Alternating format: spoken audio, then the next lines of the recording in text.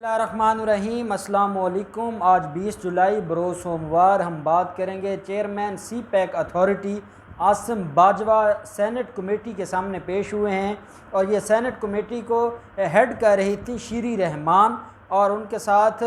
सिराजुल हक थे और बाकी अपोजिशन के मुख्तलिफ सेनेटर्स इस कमेटी का हिस्सा थे। और ये जो हमारी सेनेट कमेटी है, ये जितनी भी सेनेट कमेटीज़ हैं, इनका कोई काम नहीं है, बस इनका जब दिल करता है और ये अपने आप को बतौर सेनेटर मनवाना चाहते हैं और जब ये शो करवाना चाहते हैं कि ये सेनेटर्स हैं, तो ये कभी किसी को बुला लेते हैं, कभी किसी को बुला लेते हैं। आपको याद होगा एक वक्त था कि PMLN के लोग जो सेनेट में बैठे हैं वो बुलाया करते थे नैब को, और नैब के चेयरमैन नैब को भी बुलाया जाता था और उसके बाद दोबारा वो चेयरमैन नैब को बुलाने के बाद चेयरमैन नैब पेश नहीं होता था और पिछले दिनों प्रोसिक्यूटर जनरल को बुलाया गया था और प्रोसिक्यूटर जनरल को बुलाने के बाद वो दोबारा खामोश हो गए और उस खामोशी की बुनियाद पर जो ये इस तरीके की कार्रवाइयाँ करते रहते हैं। ये सिर्फ़ और सिर्फ अपने आप की अपनी जो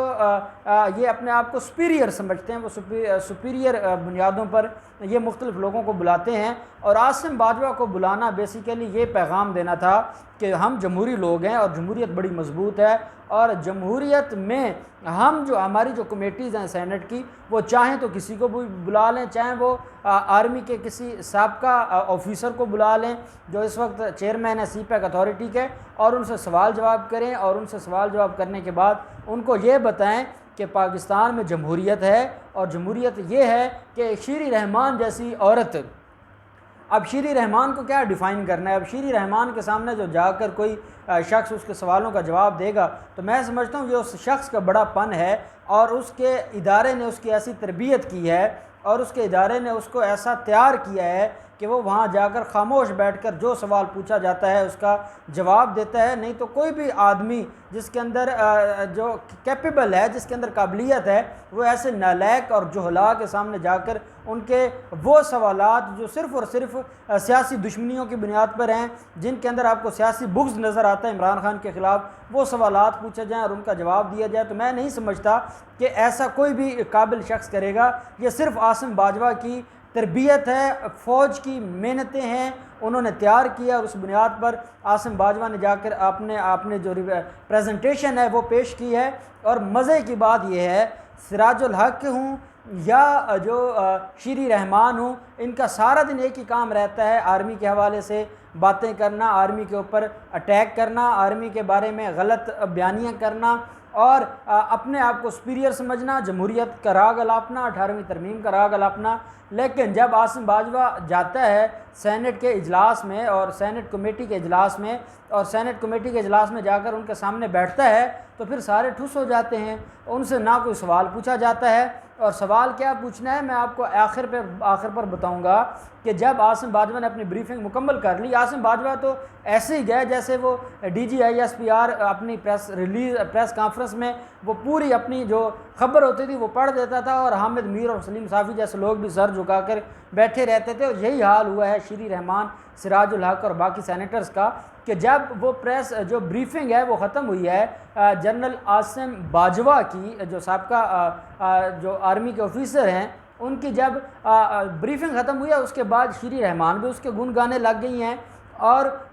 सिराजुल हक भी गुन गाने लग गया है। ये गुण अगर कोई शख्स होता, चाहे वो कितने ही कम्पिटेंट क्यों ना हो, लेकिन वो पाकिस्तान तहरीक इंसाफ का होता या किसी सियासी जमात से आया होता, तो मजाल है वो जितनी भी अच्छी बातें करता ये उसकी तारीफ़ करते। ये जो तारीफ़ की गई है आसिम बाजवा की, ये बेसिकली आर्मी के डंडे की तारीफ़ की गई है और आर्मी के डंडे के खौफ की वजह से इन्होंने तारीफ़ की है। और तारीफ़ के ऐसे पुल बांधे हैं कि वो मैं आपको जब बताऊँगा तो आप कहेंगे कि खुशामद की भी कोई हद होती है, मुनाफ़क़त की भी कोई हद होती है कि जो लोग सारा दिन फ़ौज को गालियां देते हैं, जब उनका कोई साबका ऑफिसर है, ये भी नहीं कि जो इस वक्त है कोई ऑफिसर, वो भी नहीं, रिटायर्ड ऑफिसर जब उनके सामने जाता है तो ऐसे उनकी बोलती बंद होती है कि वो कोई सवाल भी नहीं पूछ सकती।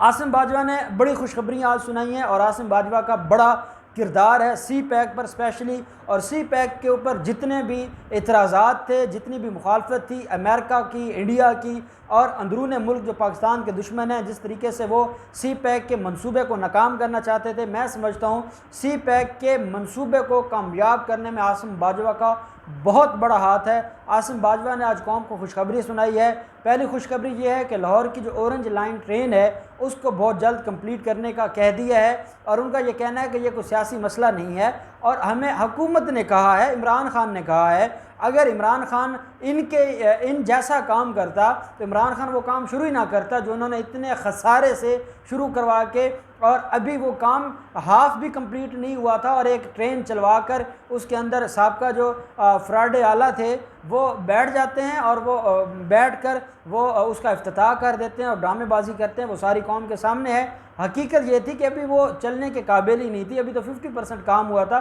सिर्फ ये शो करवाना था नए इलेक्शन से पहले कि हमने ये बहुत बड़ा मनसूबा भी तैयार कर लिया है। लेकिन इमरान खान ने कहा कि अब क्योंकि इसके ऊपर ठीक है ये मनसूबा बहुत बड़े खसारे का है, लेकिन अब अरबों रुपए लग चुके हैं, अब इसके ऊपर जो पाकिस्तान की इन्वेस्टमेंट होनी थी इन्वेस्टमेंट हो चुकी है। अब अगर इस मनसूबे को रोका जाता है तो उसके बाद पाकिस्तान के लिए बड़े मसाइल पैदा हो जाएंगे। इमरान खान ने आसिम बाजवा को ये कहा है कि इस मंसूबे को भी कंप्लीट किया जाए, और आसिम बाजवा ने आज खुशखबरी सुनाई है कि इस मंसूबे के ऊपर भी काम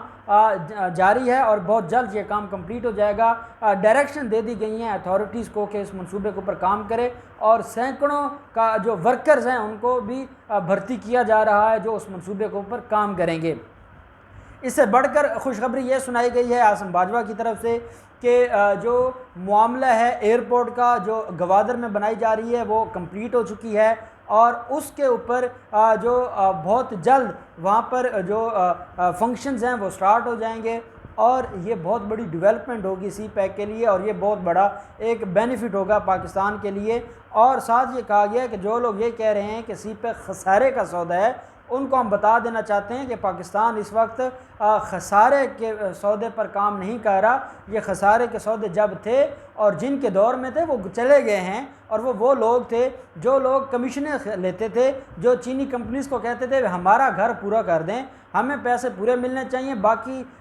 मुल्क जाए, पाकिस्तान का ख़जाना जाए, पाकिस्तान के जो मनसूबा जात हैं वो जाए, जहाँ जाना है हमें हमारे पैसे मिल जाने चाहिए, इसके अलावा उनको कोई और कंसर्न नहीं था।